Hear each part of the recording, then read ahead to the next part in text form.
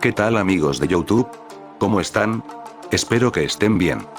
El día de hoy, después de un largo tiempo, les traigo la segunda parte de mitos y leyendas urbanas, el cual ya hice un vídeo y actualmente traigo la parte 2, en aquel vídeo participaron dos colegas míos, los cuales son Leon Kennedy Full 69 y Tevegeta 23, los cuales nuevamente me acompañarán en esta segunda parte. Antes de ver esta segunda parte, les invito a ver la primera parte, con la cual no se van a arrepentir. Bueno, en esta será como la primera, cada uno redactará 3 historias contando una leyenda, espero que sea de su agrado y les guste este video. Bueno, antes de comenzar, presentaré a mis colegas. Saluden muchachos. Hey. ¿Qué onda muchachos? ¿Cómo están? Espero que estén bien. ¿Qué onda amigos de YouTube? ¿Cómo están?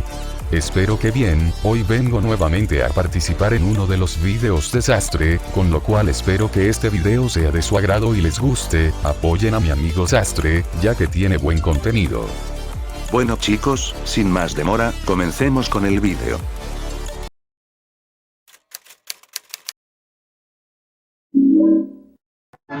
Una de las criaturas más conocidas de las leyendas rusas y eslavas es la bruja Baba Yaga, una anciana mujer, si bien otras versiones la consideran una diosa, que habita los bosques. La leyenda dice que este ser, del que se dice que se alimenta de niños, dispone de dientes de hierro con los que fácilmente puede desgarrar la carne. Sin embargo, algunas de sus representaciones no son siempre negativas. Se dice que guarda las aguas de la vida y de la muerte, y habita en una casa la cual se desplaza con enormes piernas de pato y en cuya empalizada pueden verse numerosos cráneos humanos. También que rejuvenece cada vez que toma un té hecho con rosas azules, recompensando a quien se las trae. Se la considera la representante del límite entre la vida y la muerte.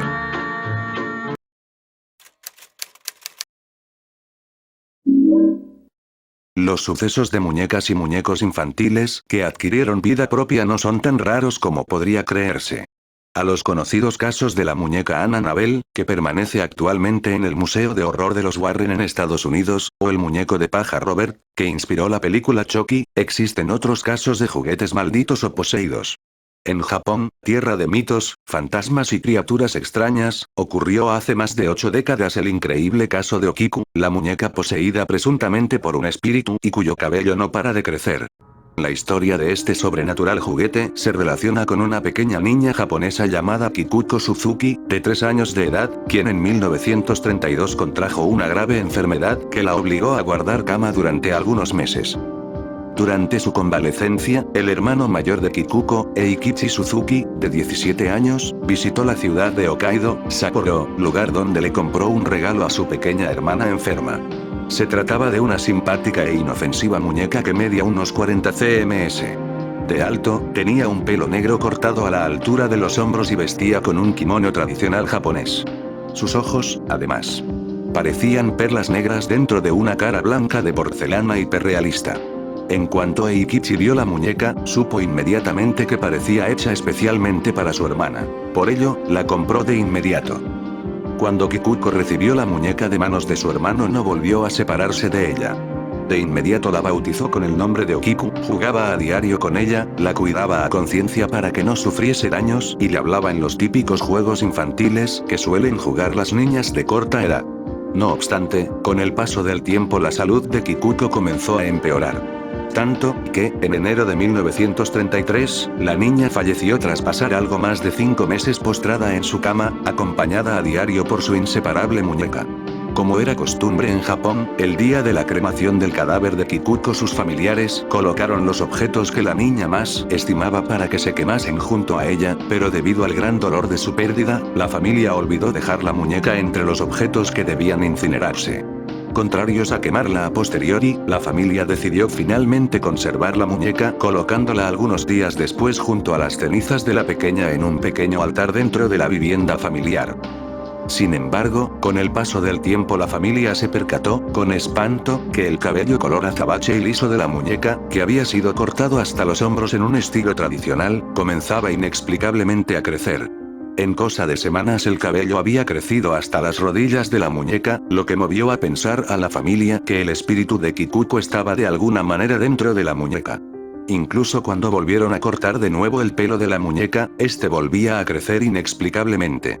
Con el comienzo de la Segunda Guerra Mundial en 1939, la familia Suzuki emigró de su lugar de residencia, y aunque estaban seguros de que el espíritu de Kikuko se encontraba en el interior de Okiku, confió la custodia de la muñeca a los sacerdotes del templo Manenji en la ciudad de Iwamizawa, Japón, quienes la guardaron junto a las cenizas de la niña. La familia, por supuesto, también les explicó a los sacerdotes del templo las cualidades sobrenaturales de la muñeca. Los monjes del templo, pese a su incredulidad inicial, comprobaron posteriormente con sus propios ojos cómo el pelo de la muñeca seguía creciendo. De ese modo, a medida que fue pasando el tiempo, cortarle el pelo a Okiku se convirtió en una de las tantas tareas habituales de los sacerdotes en el templo, y estos incluso solían colgar como adorno las fotografías de la muñeca con el pelo de diferentes medidas. La muñeca Okiku todavía permanece en la actualidad en el templo Manenji, en la prefectura japonesa de Hokkaido, donde es visitada cada año por miles de curiosos que quieren comprobar por ellos mismos el fantástico portento. Hoy en día, algunos incluso aseguran que no solo el pelo de Okiku sigue creciendo, sino que los labios, que antes estaban cerrados, ahora permanecen levemente abiertos, mientras que los ojos oscuros parece que miraran fijamente a los visitantes, como si tuviesen vida propia.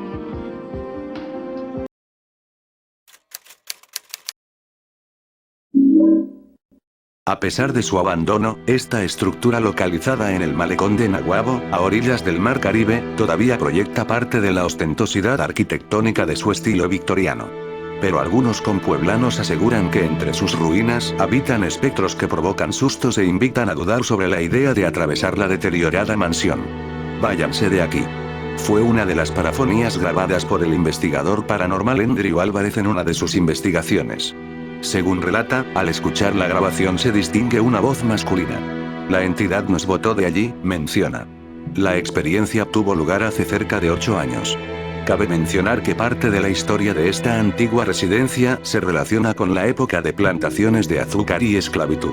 Tenía túneles que conectaban con el contrabando de licores. Contaba con su propio muelle para la exportación de azúcar. Pero los que todos se preguntan, ¿es qué fue lo que la convirtió en una casa embrujada? Pues aquí les va un poco de su historia. El Castillo Villa del Mar de Naguabo es uno de los pocos ejemplos que se hallan en Puerto Rico del estilo victoriano tardío. Vetusto recuerdo de una época de plantaciones, trapiches y esclavitud, cuando el azúcar reinaba en el Caribe. Los restos del Castillo Villa del Mar de Naguabo son el testimonio de un pasado y una historia que parecen quedar arropados por yerbajos de leyendas. Esta llamativa, aunque abandonada estructura, localizada en la misma carretera número 3, en uno de los extremos del conocido malecón de Naguabo, es uno de los pocos ejemplos del estilo arquitectónico victoriano tardío que se hallan en Puerto Rico, según información brindada por el municipio de Naguabo y por otra obtenida por el portal de la Oficina Estatal de Conservación Histórica.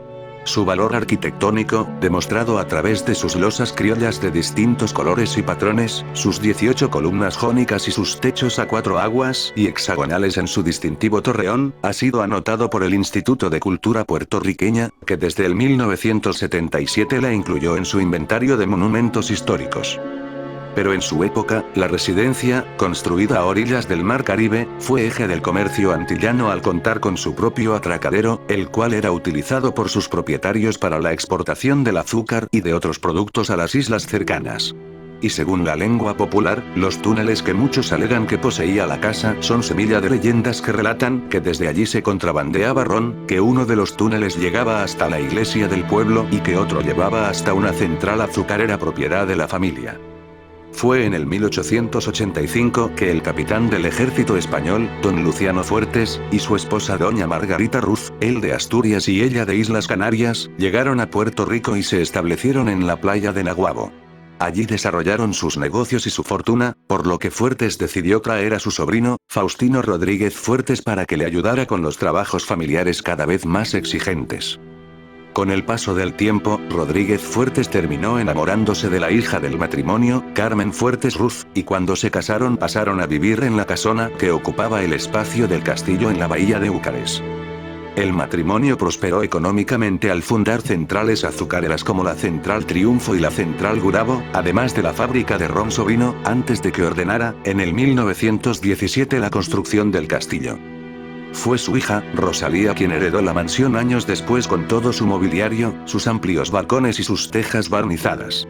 Según la leyenda, Rosalía practicaba rituales satánicos y también bregaba con santería. Además hubo un médico alemán que trabajó un tiempo en el castillo, practicando abortos, y una de las jóvenes falleció por una terrible hemorragia, a causa de un macabro aborto, pero esos son solo rumores, porque aún no se ha confirmado esa información, como también dicen que antes del incendio terrible que consumió la mitad de la propiedad, una de las jóvenes que le practicaban un aborto, se quemó dentro de la oculta clínica clandestina dentro del castillo, por la cual no la sacaron a tiempo. También dicen que Rosalía se suicidó en el castillo, pero no se ha confirmado dicho dato.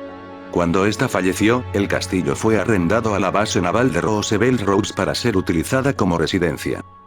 Luego, pasó a manos de Luciano Rodríguez Fuertes, y en la década de los 80 fue adquirida por el comerciante Arnaldo Castro, quien se dedicó a restaurar sus pisos, ventanas y techos para luego establecer allí un restaurante de mariscos combinado con una galería de arte. Los clientes y empleados del restaurante comenzaron a sentir el fenómeno poltergeist, donde las sillas, cubiertos, se movían, donde las cosas desaparecían, donde llantos de bebés se escuchaban por los pasillos, entre otros relatos paranormales que muchos hablaban por el lugar. El paso del huracán Hugo en el 1989 le causó daños serios a la estructura y a mediados de la década, el lugar quedó abandonado y fue un hogar para los deambulantes. También dicen que varios hombres se suicidaron en el hogar, pero esos son solo rumores. Hoy en día la administración municipal y otras agencias gubernamentales esperan reunir los fondos para rescatar la propiedad del abandono en que se encuentra y convertirla en un museo. Mientras tanto, entre el vaivén de las olas y la vegetación que lo arropa, el esqueleto del caserón parece esconder sus secretos y mitos, mientras aguarda por su posible regreso a la gloria de antaño, cuando el azúcar reinaba. No hay duda de que el lugar es fascinante y el ambiente es frío y pesado, pero cada cual tiene su forma de pensar, unos creen, otros no.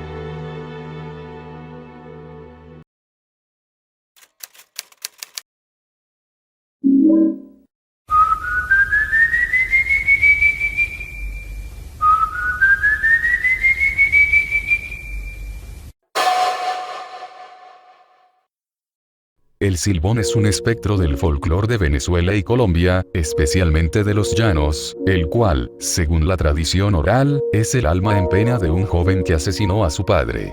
Maldito por tal acción, vaga por los llanos cargando los huesos de su padre en un saco, lanzando tétricos silbidos al aire, de ahí su nombre. La leyenda del Silbón surgió a mediados del siglo XIX.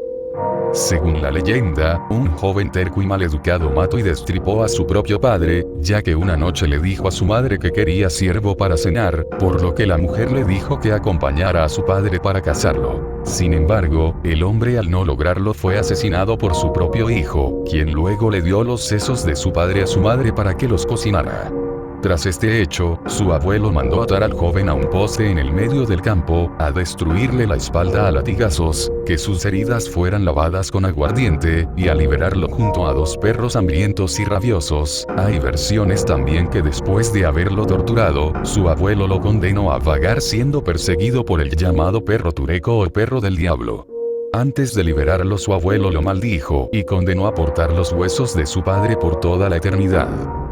Tiene un silbido característico que se asemeja a las notas musicales do, re, mi, fa, sol, la, si, en ese mismo orden, subiendo el tono hasta fa y luego bajando hasta la nota si. Se dice que cuando su silbido se escucha muy cerca no hay peligro, ya que el silbón está lejos, pero si se escucha de lejos significa que está muy cerca. También se dice que escuchar su silbido es presagio de la propia muerte. Puede estar en cualquier sitio en cualquier hora. Tal parece que si se siente el silbido de lejos, lo único que puede salvar a la persona es el ladrido de un perro, ya que es lo único que le aterra, un ají o un látigo. El alma suele vengarse de los hombres mujeriegos. Muchos habitantes de los llanos cuentan haberlo visto sobre todo en verano, época en que la sabana colombiana arde bajo el rigor de la sequía, y el silbón se sienta en los troncos de los árboles y recoge polvo en sus manos. Pero es principalmente en los tiempos de humedad y lluvia cuando el espectro vaga hambriento de muerte y ávido por castigar a borrachos, mujeriegos y de vez en cuando a una víctima inocente. Cuentan que les succiona el ombligo a los borrachos cuando los encuentra solos en el llano para beber el aguardiente que ellos ingirieron, y que a los mujeriegos los despedaza, les quita los huesos y los mete al saco donde guarda los restos de su padre. Dicen que luce como un gigante alargado de 6 metros que camina moviéndose entre las copas de los árboles mientras emite su escalofriante silbido y hace crujir, dentro de su viejo y harapiento saco, los pálidos huesos de su desafortunado padre o, algunos afirman, de sus múltiples víctimas. Otras dicen que se presenta como la sombra de un hombre alto, flaco y con sombrero, sobre todo a los borrachos. Cuentan que el silbón puede aparecerse cerca de una casa ciertas noches, dejando en el suelo el saco y poniéndose a contar los huesos uno a uno. Si 2 o más personas lo escuchan, no pasará nada, pero si solo una persona lo escucha, al amanecer ese miembro de la familia morirá. La leyenda de El Silbón nació a mediados del siglo XIX en las llanuras de Guanarito, un municipio del estado La Portuguesa, dentro de Venezuela.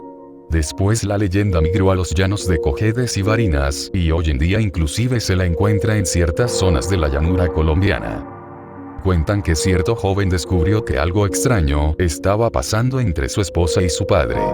Unos dicen que el padre la había golpeado, pero generalmente se cuenta que la maltrató y que, cuando su hijo lo encontró cometiendo el crimen, únicamente se justificó diciendo: "Lo hice porque es una regalada, mujer fácil". Entonces la cólera del joven se desató y ambos comenzaron un combate cuerpo a cuerpo, golpeándolo en medio de la lucha con un palo y asfixiando a su padre con este, que yacía en el suelo tras el golpe, apretándolo con ferocidad hasta que dejó de respirar. El abuelo, que había escuchado toda la pelea, pues se encontraba cerca, fue corriendo a ver qué pasaba y se encontró con el atroz parricidio. Conmocionado, juró que castigaría al joven, quien siendo de su propia carne y sangre, mató a quien le transmitió la vida así. Poco tiempo después se encargó de que el homicida fuese atado, dándole entonces una lluvia de latigazos. "Eso no se le hace a su padre, maldito eres pato a la vida", le dijo antes de frotarle ají en las heridas y echarle al perro tureco para que lo persiguiera. Según la leyenda, el espíritu del perro le perseguirá hasta el fin de los tiempos. El Silbón era un joven caprichoso y consentido, acostumbrado desde niño a ser complacido en casi todo. Un día, al Silbón se le antojó comer asadura de venado, hecha con el hígado, el corazón y el pulmón del animal. Su padre inmediatamente salió de cacería a buscarle un venado, pero he aquí que el padre tuvo una mala jornada de cacería y, tras regresar con las manos vacías, se encontró con la cólera de su hijo, el cual se descontroló y terminó matándolo y sacándole las partes necesarias para hacer la asadura. Después le entregó las partes a la madre, quien no sabía nada del asesinato. Esta acabó por darse cuenta de que las partes para la asadura no se ablandaban como de costumbre, sospechó de su hijo y avisó al abuelo. Tras descubrir el crimen, el joven fue maldecido por su abuelo y su hermano, según algunos, también por la madre, quienes lo ataron, les pelaron la espalda a latigazos, le frotaron ají en las heridas, lo echaron con violencia de la casa y le soltaron al perro tureco para que lo persiga. Dicen que el Silbón era un muchacho mimado, un joven que había crecido con tales excesos de libertad que, en su adolescencia, se fue de casa simplemente porque le apetecía ver mundo y hacer lo que le diera la gana.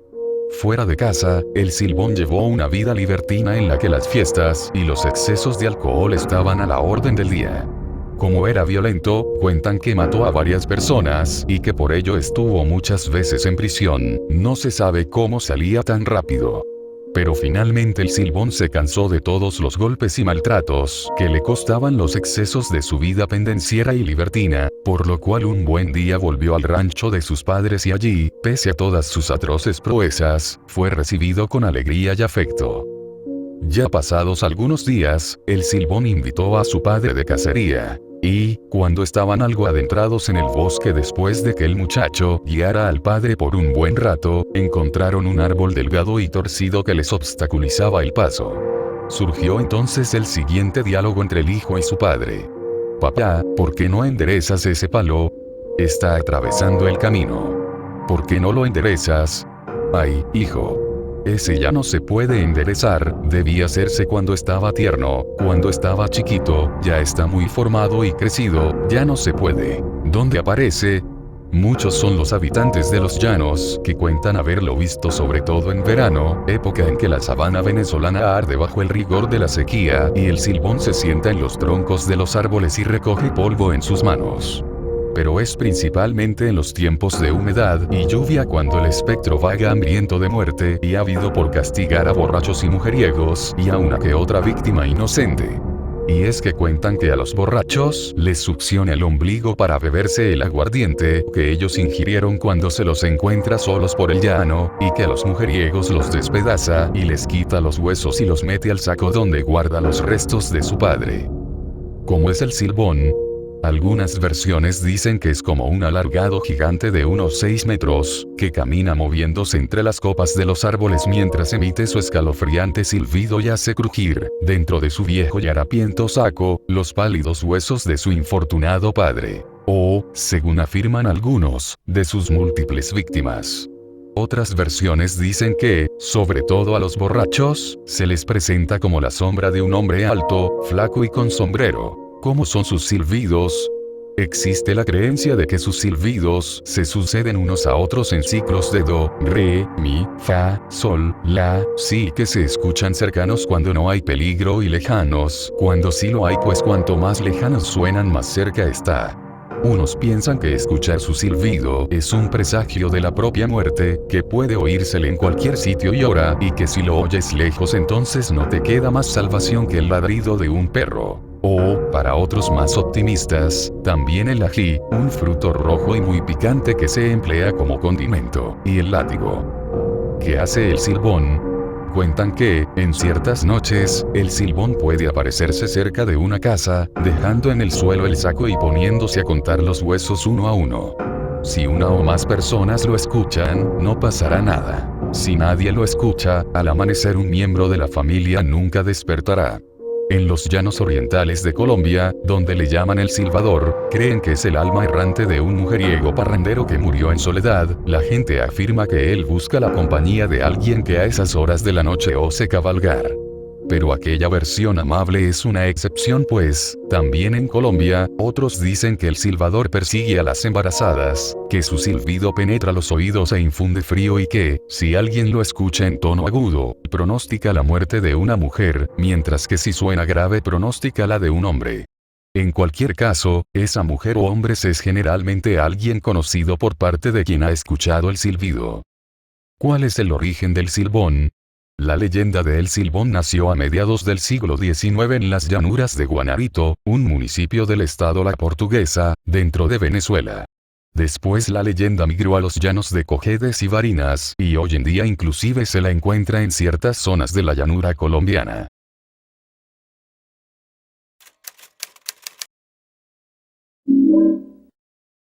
El significado de Kuchisake-onna sería algo así como mujer de la boca cortada, y su origen no es del todo claro, ya que por un lado nos hablan de la historia de una mujer que fue mutilada salvajemente por su marido una vez que regresó en forma de espíritu maligno, pero hay otra versión de una mujer que fue encontrada con dicha cortada después de un accidente automovilístico. La leyenda cuenta que esta mujer suele aparecerse con una mascarilla quirúrgica, lo que es normal en los japoneses que buscan cuidarse de resfriados o enfermedades. Sus víctimas son principalmente niños y si la llegases a encontrar te detendrá y te preguntará si es bella. Si respondes que no, te cortará la cabeza con unas tijeras, pero si respondes que sí, se quitará la máscara mostrando su boca cortada y volverá a preguntar si es bella. Si en esta ocasión respondes que no, te cortará a la mitad, pero si respondes que sí, se alegrará y te cortará la boca de oreja a oreja dejándote como ella. Es imposible correr y escaparse ya que, si lo intentas ella reaparecerá frente a ti y no se irá hasta que contestes a su pregunta. Tal ha sido el miedo por esta leyenda que varios colegios hacen que sus profesores acompañen a los alumnos a sus casas para que lleguen seguros.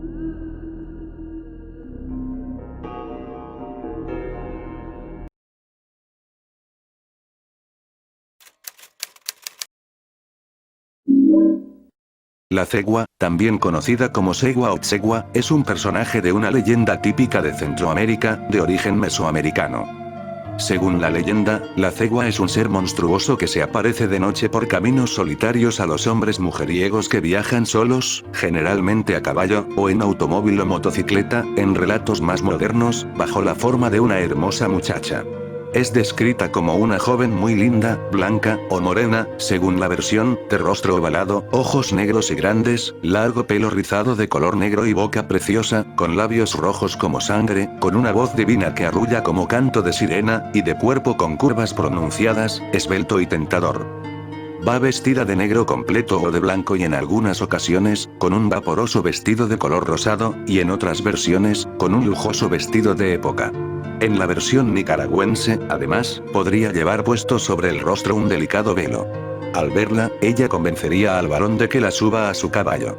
El hombre, al voltear la cabeza para contemplar lascivamente a la joven, se encuentra con que realmente ha subido a su caballo a un espectro que, donde tenía cabeza de mujer, ahora presenta una calavera de caballo cubierta con carne podrida, ojos fulgurantes, un hocico cavernoso repleto de enormes dientes averiados y un aliento hediondo y putrefacto. El monstruo, entonces, se aferra fuertemente al jinete. El caballo, que parece darse cuenta de lo que lleva encima, echa a correr en galope salvaje sin que nadie pueda contenerlo. Se afirma que aquellos que al montar a la doncella han tenido malas intenciones, esos mueren todos, y se les encuentra tendidos con los ojos abiertos y saltados. Los otros quedan inútiles para toda la vida. Existen también un par de historias donde la cegua se presenta no como una mujer, sino como un niño que llora a la vera del camino o cerca de un río, y cuando el jinete lo levanta y lo sube al caballo para calmarlo, se da la horrible transformación. Otros detalles de la leyenda. En Nicaragua, en tanto, es frecuente mencionar en las historias no una, sino varias ceguas, que podrían incluso cooperar entre ellas para atrapar una víctima. Según la tradición, la terrible cegua que espanta a los hombres sería realmente una bruja traicionada, la cual está en busca de venganza en contra de los mujeriegos trasnochadores. Se dice que para que este personaje adquiera su grotesca apariencia, primero tiene que entrar en la oscuridad de la noche a un maizal, donde hace un pacto con el Señor de las Tinieblas. Luego ella realizaría un ritual en donde vomitaría su alma en un guacal o vasija, para perder su alma y con ello poder empezar su transformación, con lo cual adquiriría los poderes de la ciguanaba. Así, a través de los poderes demoníacos unidos al de la ciguanaba, puede convertir su cara en la de una yegua esquelética. Sus cabellos se vuelven como el pelo del maíz, y sus dientes como los granos de mazorca podrida. Además de eso, el resto de su cuerpo se transforma. Sus piernas se vuelven tan largas y robustas como las patas traseras de un caballo, sus pies se hacen más grandes y lo mismo ocurre con sus brazos, dándole a ella una gran fuerza física y velocidad, que le asegurarán no dejar escapar a su víctima. Cuando el trasnochador no es precavido, la cegua primero lo emboscaría, jugando con él, para luego atormentarlo, pero sin matarlo inmediatamente. El espectro se apodera del hombre y le muerde la mejilla dejándole la marca de picaflor e infiel. Se dice que todos los que la ven terminan locos, ya que, al dejarlos ir, cuando estos son encontrados por alguien, se les ve en su cara el terror de haberla visto, sus ojos desorbitados también con una fuerte fiebre y otros síntomas, como la diarrea. De esto se expresa el dicho popular nicaragüense andar jugado de cegua. Posteriormente, la víctima casi loca, antes morir, lo único que dice es, la vi, la vi.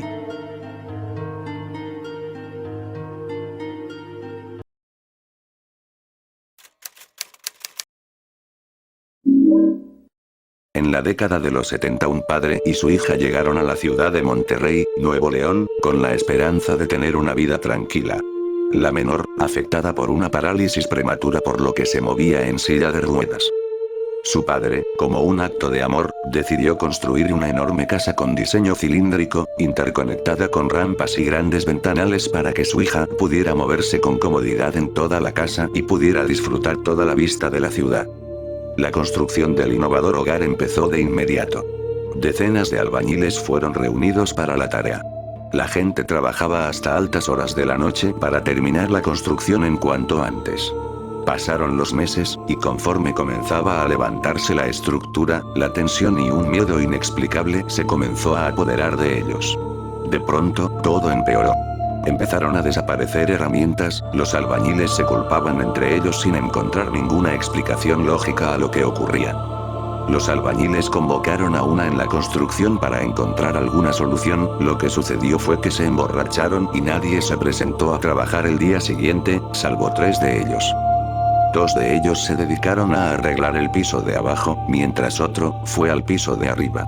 Los 2 de abajo escucharon un grito repentino proseguido del azote del cuerpo contra el concreto. El hombre yacía muerto sobre el piso y en sus ojos se veía la marca del terror, como si, justo antes de morir, hubiera visto a un ser infernal. Poco tiempo después de la tragedia, otro albañil cayó inexplicablemente por una de las ventanas. Cuenta la leyenda, que antes de morir les dijo a sus padres: "No quiere que estemos aquí". El padre, empeñado de terminar la casa, no cesó en la construcción pese a las tragedias. Un día llevó a su hija para mostrarle lo avanzada que estaba la construcción. En un descuido, la niña paseando por casa, llegó al piso más alto de edificación. Desde allí se escuchó el deslice de la silla de ruedas por una de las rampas a gran velocidad, lo que produjo que la niña saliera volando por la ventana y muriera. Días más tarde, el papá se suicidó en el mismo lugar. Por más de 40 años la casa estuvo inhabitada e inconclusa. En 2016, una firma de arquitectos compró el lugar y ha trabajado en su remodelación.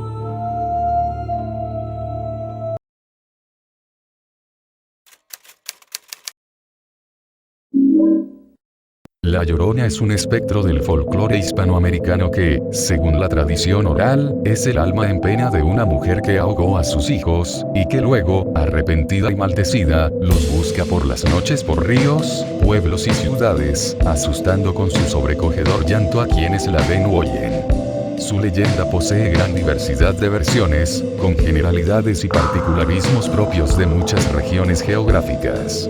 A pesar de ello, su relato mágico y sobrenatural, emergido de múltiples orígenes, es constante y reconocible, con añadidos, texturizaciones e hibridaciones de muy diversos tipos. La leyenda de La Llorona es antigua, tiene orígenes prehispánicos, en la forma de diversos personajes con características similares, presentes en las cosmogonías y creencias ancestrales de los pueblos autóctonos de América, transmitidos de forma oral de generación en generación, hallándose relatos comunes, pero con diversas imágenes, emblemas y símbolos, lo que le da a la leyenda una rica diversidad cultural. Durante la época colonial, las generalidades de la leyenda tomaron forma, y a través del tiempo, la leyenda de La Llorona se ha convertido en parte del imaginario colectivo de Hispanoamérica, trascendiendo fronteras y volviéndose parte de la identidad cultural, el folclore y la imaginería popular de muchos países. En la actualidad, la leyenda continúa siendo muy popular desde México hasta Chile, así como en los estados del sur de los Estados Unidos con mayor población de habla hispana, como Arizona, Texas y Nuevo México. En el caso particular de México, el personaje de La Llorona es signo de identidad nacional y patrimonio cultural intangible de la Ciudad de México. La leyenda de La Llorona ha tenido muchas funciones. Ha servido para espantar a los niños, a extraer el miedo a hombres y mujeres, para que sean fieles a sus parejas, para evitar infanticidios por parte de la madre, como parábola de la justicia divina, o como símbolo colectivo. A lo largo de la historia, la figura doliente de La Llorona, su trágica y eterna condena de vagar a través de los siglos sin poder hallar a sus hijos, ha inspirado gran cantidad de manifestaciones culturales, literatura, canciones de la lírica popular, obras de teatro, bibliografía y artes audiovisuales de cine y televisión. La presencia de seres fantasmales que lloran en los ríos por motivos diversos es una característica recurrente de la mitología aborigen de los pueblos prehispánicos. Es así como pueden encontrarse rasgos de estos espectros en varias de las culturas precolombinas, que eventualmente, con la llegada de los conquistadores españoles, fueron asumiendo rasgos comunes debido a la expansión del dominio hispánico sobre el continente. La leyenda es una historia que posee referentes míticos en el universo prehispánico, pero que instaura su drama y su cortejo imaginario y angustiante en el orden colonial. Para explicar el origen de la leyenda de La Llorona, se han propuesto 3 vertientes principales. Un enfoque literalista, es decir, los hechos ocurrieron realmente. Una mujer mató a sus propios hijos y a partir de allí, la historia se fue contando una y otra vez, hasta convertir a la mujer en fantasma y a la historia en leyenda. un abordaje efemerista, es decir, donde un mito se superpone sobre una historia real con referentes concretos, es el caso, por ejemplo, en el que el mito de la diosa Cihuacóatl se superpone con la historia de la Malinche. Y finalmente, un enfoque parabólico, que tiene una lectura apologética y simbólica, con un sentido oculto, en el que la historia surge como una forma de dar voz a sectores silenciados, es este caso, los indígenas durante la conquista y la colonización. Desde el punto de vista nuclear, la leyenda de La Llorona es la historia de una dama blanca o dama de agua, vinculada a ciertos lugares de poder, y que tiene una naturaleza infernal oracular. Sin embargo, la leyenda cuenta con múltiples versiones en casi todos los países de Hispanoamérica. Esto ocurre porque posee un ecotipo polifocalizado, es decir, en realidad es una familia de leyendas con un perfil translocalizado en diversos puntos del continente americano. Esto produce la creación de diferentes versiones donde las diferencias son apenas aparentes, porque en el fondo la historia es la misma. La figura fantasmagórica de una mujer vestida de blanco que recorre los ríos, buscando y llorando a los hijos que perdió. La mayoría de los relatos coinciden en que la mujer mató a su hijo o a varios hijos, ahogándolos en un río, razón por la cual es maldecida y solloza eternamente por el dolor que esto le causa. Sin embargo, la historia adquiere características y matices particulares de la zona geográfica y cultural donde se cuenta. Producto del sincretismo cultural, posee elementos tanto indígenas como españoles. Los elementos más constantes son la mujer de largos cabellos negros, el grito desgarrador, el vestido blanco y el agua. Más que una leyenda, se podría hablar de la existencia de una multitud de leyendas de La Llorona, que se van ramificando a lo largo y ancho del continente, producto de los localismos y de diversos aspectos del folclore de cada país. Esto también hace que surjan una serie de personajes legendarios en los cuales la prosopografía, esto es, la descripción del personaje, es intercambiable con la historia de La Llorona. De esa forma, por un proceso de transpersonificación del personaje, en una historia la leyenda de La Llorona se parece a la de la Tulevieja o la de la Tarumamá, y explica por qué a veces La Llorona hace, en un relato, cosas que hacen la Cegua o la Sayona, o por qué personajes de un mismo país como la Cachona, la Viuda y la Pucuyén tienen trasfondos concomitantes muy similares. La literatura, el arte y la cultura mediática moderna permiten que se sigan construyendo nuevas versiones de la leyenda. Sin embargo, en estas versiones más modernas, la historia de La Llorona ha pasado del relato folclórico al campo de la leyenda urbana, donde predomina una visión más mediática y moderna, llena de truculencias y efectismos macabros, dejando de lado el simbolismo, con el fin último de generar un impacto más visceral. Otro aspecto que varía en las historias es lo que el relato cuenta que ocurre durante un encuentro con La Llorona. Los relatos folclóricos coinciden en que, más que su aspecto físico, el terror que produce La Llorona es producido por su espeluznante lamento, y muchas veces no existe un contacto directo con el espectro. Sin embargo, esto puede cambiar. En algunos relatos, quien la ve puede morir, pero estas versiones son las menos. En El Salvador, La Llorona vaga por las calles de pueblos rurales llorando por sus hijos. Cuando llega a un pueblo, entra por la calle principal, lanza su primer grito y comienza a llorar, buscando el camino que lleva al cementerio de la comunidad, o tras entrar en la iglesia local, desaparece. Las personas que la escuchan experimentan escalofríos en sus cuerpos. Si se le da la espalda, aparecerá de pronto al lado de la persona. El alma de quien la mire y la siga vagará durante toda la eternidad.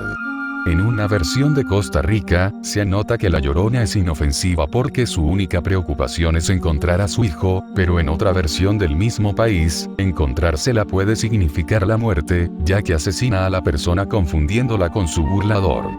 En Ecuador, luego de ahogar a su hijo, La Llorona lo busca hasta encontrar su cadáver, al que le falta el dedo meñique de la mano. Por eso, el fantasma de La Llorona corta el dedo meñique a quien se le aparezca.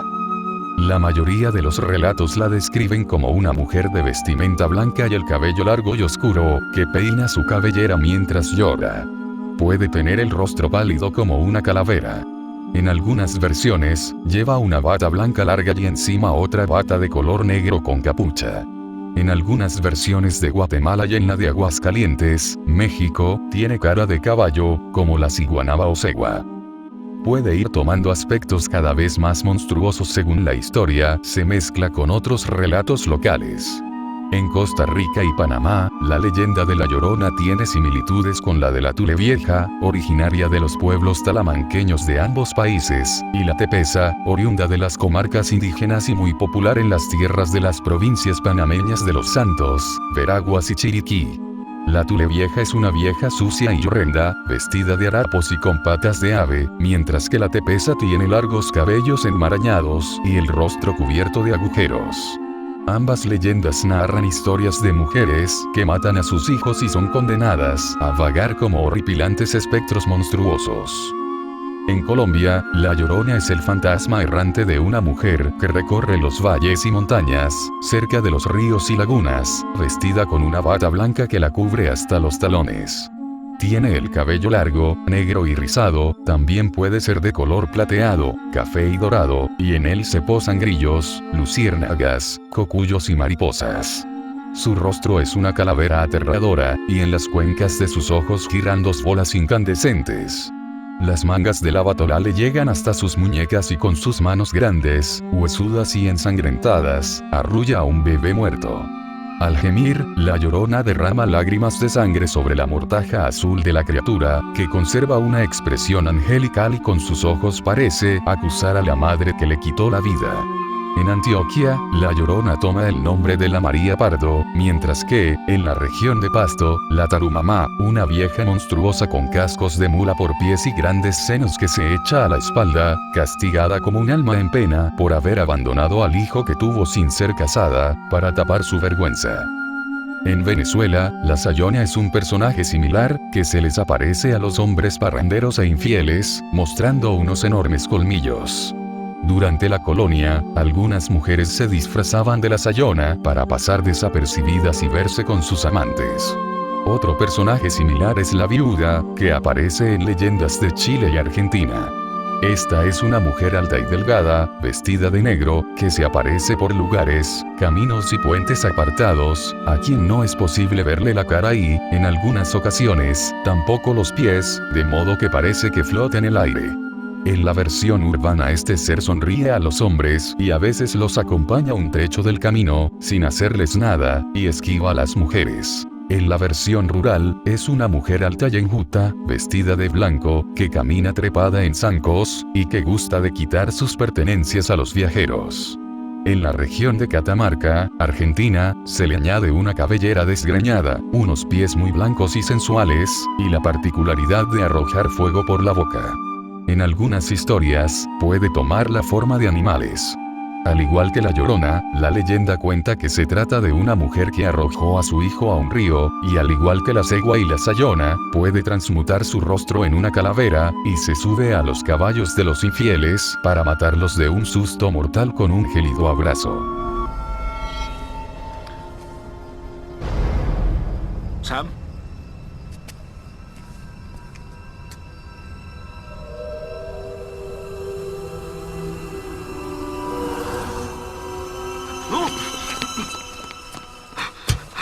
¿A dónde se fue? No sé.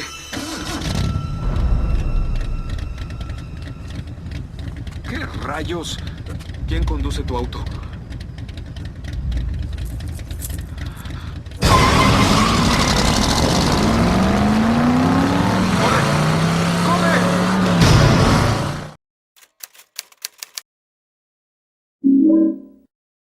El término chupacabras hace referencia a un críptido legendario, que se describe como un ser que ataca a animales de diferentes especies en zonas ganaderas o rurales.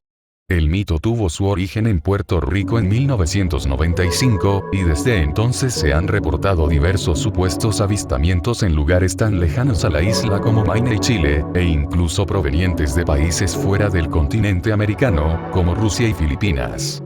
La mayoría de los informes de avistamientos provienen de América del Norte como México y en América Central y América del Sur, especialmente en países como Costa Rica, Bolivia, Ecuador, Argentina, Brasil, Puerto Rico, República Dominicana, Honduras, Nicaragua, Colombia, Guatemala, El Salvador, Panamá, Perú, Chile, Uruguay, Venezuela, Paraguay y algunas zonas del sur de Estados Unidos. El nombre proviene de los supuestos hábitos hematófagos de la criatura, del que se cree que ataca a animales domésticos, especialmente cabras, succionando toda la sangre del cuerpo del animal. Las descripciones físicas de la criatura varían, pero comúnmente se describe como una criatura pesada, del tamaño de un oso pequeño y con una hilera de espinas, abarcando desde el cuello hasta la base de la cola. La gran mayoría de los supuestos avistamientos han sido descartados o nunca han podido ser confirmados debido a la falta de pruebas. En el caso de los avistamientos ocurridos en el norte de México y el sur de los Estados Unidos, se ha verificado repetidamente que las criaturas identificadas como chupacabras son en realidad perros u otros animales enfermos de sarna. Biólogos y oficiales de manejo de vida silvestre describen al chupacabras como una leyenda urbana contemporánea. Los primeros reportes de ataques ocurrieron en marzo de 1995 en Puerto Rico, cuando 8 ovejas domésticas fueron encontradas muertas, cada una con 3 heridas punzantes en el área del pecho, por las que aparentemente había sido succionada toda la sangre del cuerpo.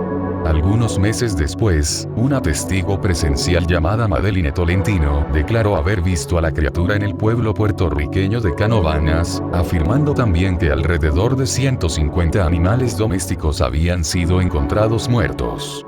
Poco después de los reportes de Puerto Rico, empezaron a surgir reportes de muertes de animales en circunstancias supuestamente similares provenientes de otros países, como República Dominicana, Argentina, Bolivia, Chile, Colombia, Honduras, El Salvador, Nicaragua, Panamá, Perú, Brasil, Estados Unidos, Ecuador y México. La creación del término chupacabras ha sido atribuida al comediante y empresario puertorriqueño Silverio Pérez, quien lo acuñaría al poco tiempo de haberse publicado los primeros incidentes.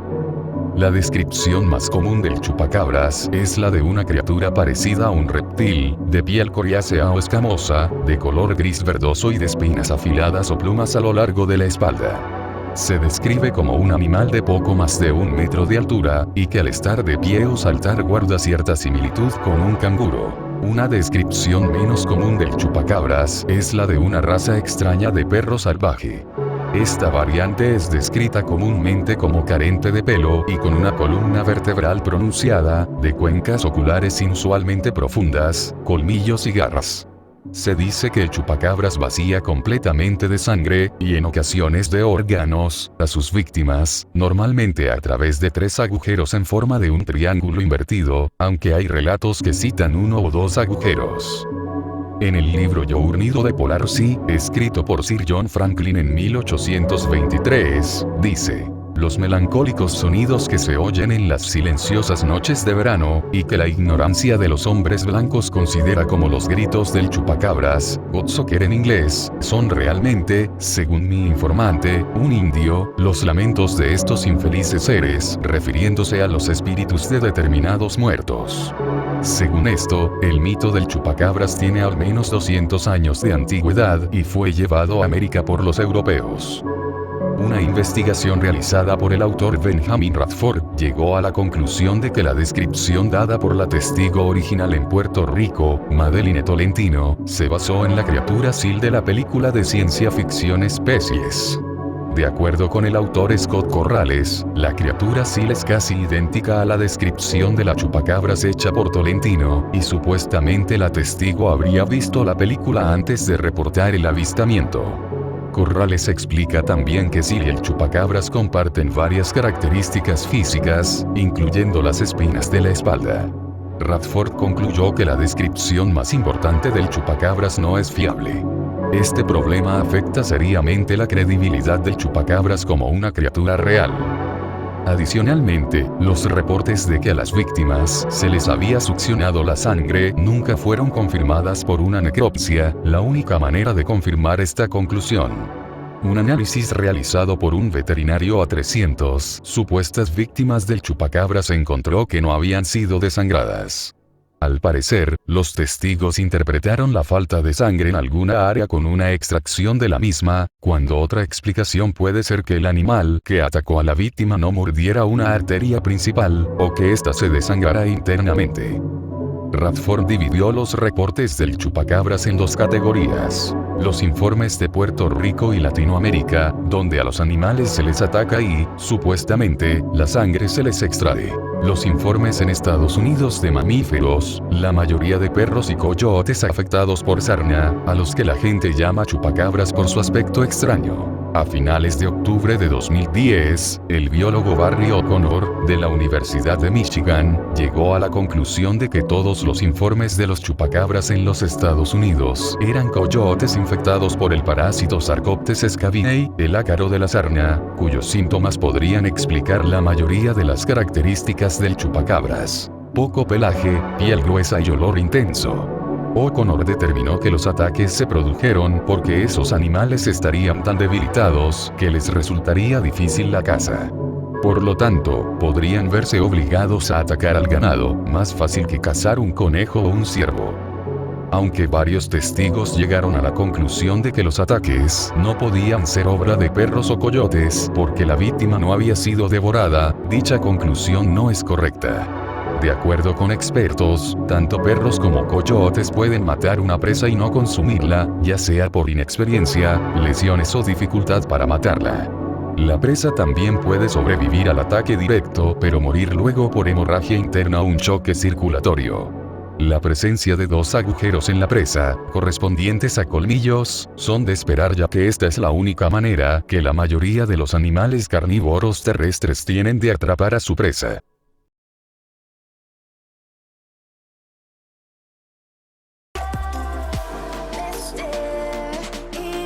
Bueno mi gente, hasta aquí lo iré dejando por ahora. Espero que este video haya sido de gran agrado para ustedes. Le doy las gracias a mis compas por su colaboración al traer este contenido que tanto se ha esperado por tanto tiempo.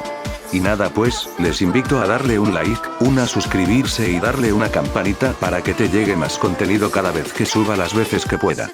También no olviden compartir este video para que más gente puedan verlo, les agradecería ese apoyo.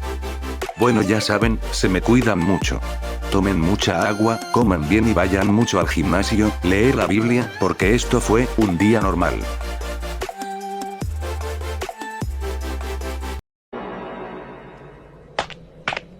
Oye, Vegeta, ¿has visto el brownie que dejé arriba de la mesa? No mames, te lo tragaste, Vegeta. Kakaroto, ese brownie sabía raro. Pues sí era mágico, menso. Pero por lo visto lo estás pasando bien, ¿verdad? ¿Qué? ¿Qué dijiste? Ah, no te pases de verga. Agua en el hoyo. Kakaroto, tráeme agua.